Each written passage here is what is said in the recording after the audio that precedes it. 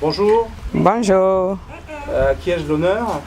Véronique Louembe, ancienne parlementaire, exercice 2012-2017 de Yinda, députée sortante, et inspecteur principal des douanes, sortante aussi, et actuellement conseillère départementale du Kouilou. D'accord. Alors, où est-ce que nous sommes ici? Nous sommes dans le district de Yinda et précisément à la communauté urbaine de Yinda, dans le département du Kouilou. Ok, donc j'ai vu effectivement qu'il y avait des filles qui étaient apparemment en formation ici. Est-ce que vous pouvez un peu nous en dire un peu plus?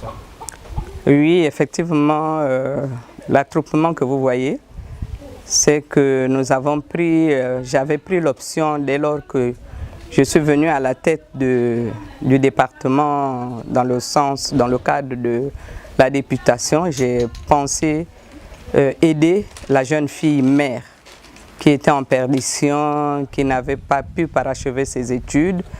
Et j'ai pensé faire de leur formation un leitmotiv. Donc j'ai pris selon le niveau, parce que le niveau devait être le mot-clé. Il fallait avoir un niveau au moins du BEPC, savoir lire et écrire pour pouvoir accéder à cette formation en couture et en coiffure.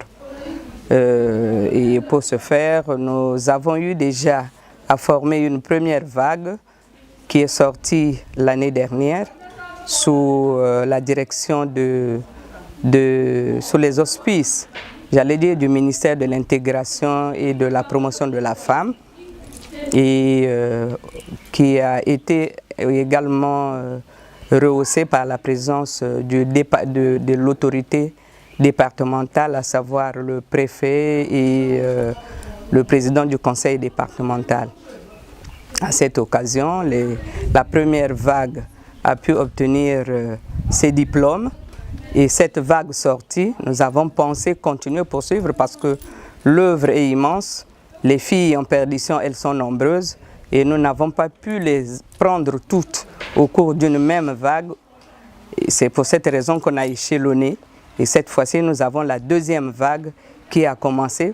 Cependant, la première, nous ne l'avons pas rejetée parce qu'en 2 années de formation, c'était pas suffisant. En 1 année plutôt de formation, ce n'était pas suffisant pour que la fille qui a appris la couture soit correctement formée. Et ces dernières sont revenues pour apprendre à parfaire leur formation, et elles deviennent aujourd'hui des élèves maîtresses qui prêtent main forte à la maîtresse qui travaille avec elles. Alors, cette vague actuelle a combien de filles?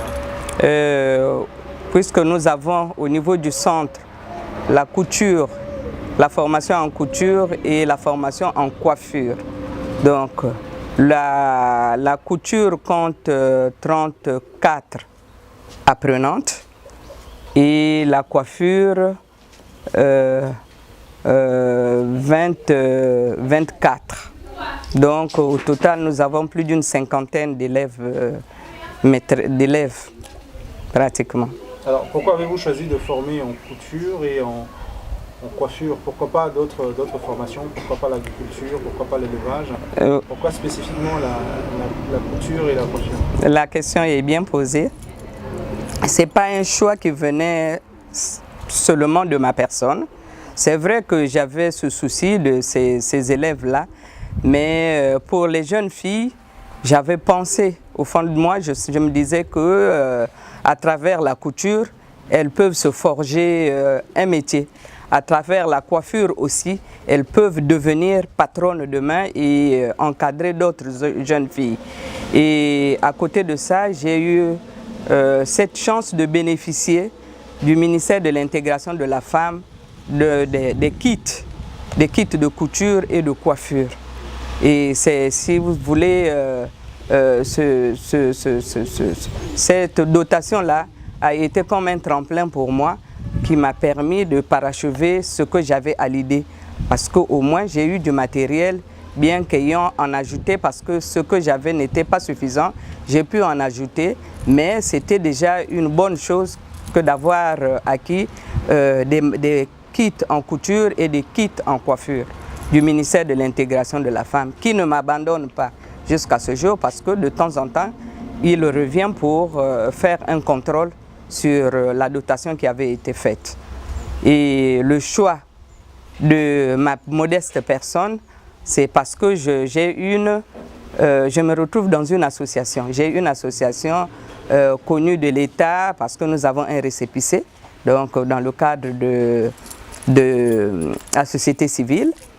Et de cette association étant reconnue, avait été ciblée parmi certaines associations au niveau de tous les départements du Congo à qui on avait remis des kits, dont mon association qu'on appelle Vision Maman Véro VMV. Et c'est ce choix-là, ce ciblage du ministère qui nous a donné, qui a boosté, si vous voulez, nos idées que nous avions sur la formation de la jeune fille. Donc vous avez dit tout à l'heure qu'il y avait déjà une vague de filles qui avaient été formées. Est-ce que vous avez des nouvelles de ces filles? Comment se passe leur intégration dans la vie professionnelle? Est-ce qu'elles ont pu s'installer? Est-ce qu'elles ont des difficultés de financement? Parce que c'est bien de former les gens, mais est-ce que vous avez les garanties qu'après cette formation, que les objectifs que vous vous êtes fixés, c'est-à-dire effectivement qu'elles puissent trouver un travail, qu'elles puissent former d'autres jeunes filles, ces objectifs-là puissent se réaliser? Ok, l'idéal c'est justement atteindre l'objectif. L'objectif c'est voir la jeune fille formée, se retrouver dans son atelier propre à elle et s'attirer des clients qui viendraient lui déposer des vêtements pour coudre. Effectivement, j'ai parlé d'une première vague qui est sortie, mais je ne l'ai pas libérée. C'est justement pour parfaire cette formation-là que j'ai voulu les retenir afin qu'elles approfondissent tout ce qu'elles ont eu à apprendre pendant une année. Ce n'est pas suffisant du tout parce que de la maîtresse qui les encadre, a bénéficié d'une formation de 5 ans. Vous vous imaginez 5 ans par rapport à une année, c'est rien du tout. C'est pour cette raison que je maintiens les filles ici et elles sont encore là. Elles ne sont pas parties. Elles ne sont pas allées sur le terrain de se mettre en pratique déjà. Non. Je les maintiens encore ici pour qu'elles puissent continuer à se former et atteindre un certain niveau avant de les libérer et aller devenir elles-mêmes autonomes. D'accord, donc vous avez parlé effectivement du soutien que le ministère de l'Intégration de la Femme vous a apporté, mais globalement, à part effectivement ce soutien du ministère, comment est-ce que vous êtes financé? Ben, ça c'est un grand problème. Le financement, il n'y en a pratiquement pas. Le financement, c'est mon cœur, c'est l'amour du prochain. J'aime ces filles au même titre que j'aime mes propres enfants. C'est l'amour du prochain qui a fait que je puisse les maintenir jusqu'à la date d'aujourd'hui. Parce que déjà, du point de vue économique, les moyens ne s'y prêtent plus. Parce que hier encore, j'étais députée, mais aujourd'hui, je me cherche. Alors, pour continuer à encadrer ces filles, il faut avoir de l'amour pour ce que je fais. C'est pour cette raison que, bon gré mal gré, nous nous en sortons. Nous continuons à maintenir les maîtresses.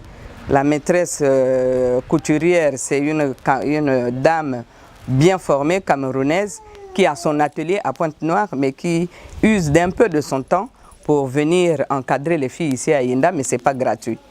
Tout ça, je suis obligée de me tracasser pour pouvoir faire face à ces petites obligations. Et également pour la coiffeuse, elle quitte Pointe-Noire, elle vient s'installer ici à Yinda pendant 3 jours durant, donc lundi, mardi, mercredi.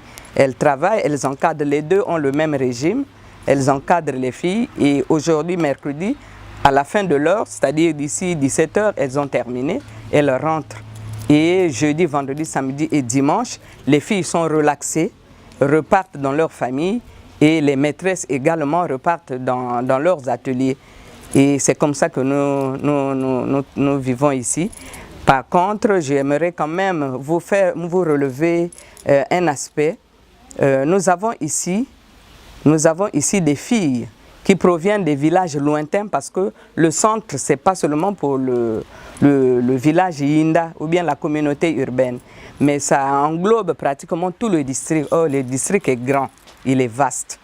Et ces filles-là proviennent de toutes ces localités. Yinda compte 18 villages, 18 localités. Et donc on pique ces éléments-là de ces 18 villages. Alors le déplacement pose problème. Qu'est-ce que j'ai été obligé de faire? C'est d'utiliser ma demeure. Donc vous voyez ma maison, j'ai pris quelques pièces pour loger les filles qui viennent de loin pendant les 3 jours qu'elles passent ici. Elles dorment ici et le mercredi soir, elles plient leurs bagages, question d'aller se ravitailler chez leurs parents. Y compris les maîtresses aussi qui sont logées ici pendant tout leur séjour. Donc c'est une question de cœur. C'est juste une question de cœur qui fait que je continue à animer cette structure jusqu'à ce que les pouvoirs publics puissent m'entendre un jour et nous porter main forte. Mais il n'y a pas que les pouvoirs publics qui puissent vous aider. Est-ce que vous avez peut-être un message à faire passer auprès de personnes, que ce soit des personnes qui habitent à l'étranger ou des personnes qui ont des moyens, qui pourraient avoir la même sensibilité que vous, qui pourraient effectivement vous venir en aide d'une façon ou d'une autre, que ce soit financièrement ou matériellement, parce que je pense que vos besoins sont nombreux. Donc est-ce que vous avez un message à faire passer est-ce que vous avez un message à leur faire passer? Mais c'est un peu qu'ils écoutent l'enregistrement que nous faisons aujourd'hui, s'ils peuvent le suivre. Le message, c'est celui-là. Nous avons le cœur à l'ouvrage. Nous voulons bien aider la jeune fille qui est une partie de... Elles font partie de la société. Demain, nous aurons besoin d'elles. Surtout pour nous autres qui faisons la politique. Nous nous retournons vers elles le moment venu pour les différentes échéances, pour les différents scrutins. Quand nous devons aller chercher l'électorat, nous repartons vers ces filles. Mais en retour, qu'est-ce que nous faisons pour elles? C'est justement tout ça qui motive la maman que je suis, la femme politique que je suis, pour que nous retournions, cette main qui reçoit puisse aussi faire repartir auprès de ces électeurs, là où ces électrices, le peu que nous pouvons leur avoir. Donc, tous ceux qui m'écoutent, qui peuvent m'écouter, écoutez, le message devrait toucher toutes les couches de la société, que ce soit la société congolaise ou la société au niveau extérieur. J'ai besoin de l'aide, vous avez vu tout ce que nous avons. Ici, c'est chez moi, c'est ma résidence. Faute d'espace public, j'ai été obligé de les récupérer et de les placer chez moi. J'aurais pu placer des locataires qui me donneraient quelque chose à la fin du mois. Mais c'est par souci toujours pour ces enfants-là que j'ai été obligé de me sacrifier et continuer à utiliser mon espace. Et ça sous-entend que nous avons besoin du matériel. Ces filles-là, pour travailler, elles ont besoin du tissu, des lots de tissu. Pour le cas de la coiffeuse, elle a besoin de toute une gamme de matériel. Mèches, tout ce qu'il faut pour faire la coiffure. Également pour la couture. Donc ça nous coûte beaucoup d'argent et je ne peux pas, pour des moyens qui sont vraiment éphémères au niveau du village. Nous sommes en milieu rural. Les parents n'ont pas d'argent pour pouvoir subvenir aux besoins qui se présentent pour la formation de leurs enfants. Donc s'il y a des gens qui ont le cœur, vraiment le cœur, enfin comme je le sens moi, c'est-à-dire essayer un peu de voir cette couche féminine qui doit aller de l'avant. Nous prônons aujourd'hui la parité, mais la parité passe par justement toutes ces couches-là. Cette parité d'une partie de la société, qui sont les jeunes filles, il faut bien qu'on les encadre. Mais quand il n'y a pas les moyens de pouvoir les encadrer, je risquerais de mettre la clé sous le paillasson. Okay. Merci beaucoup. Merci.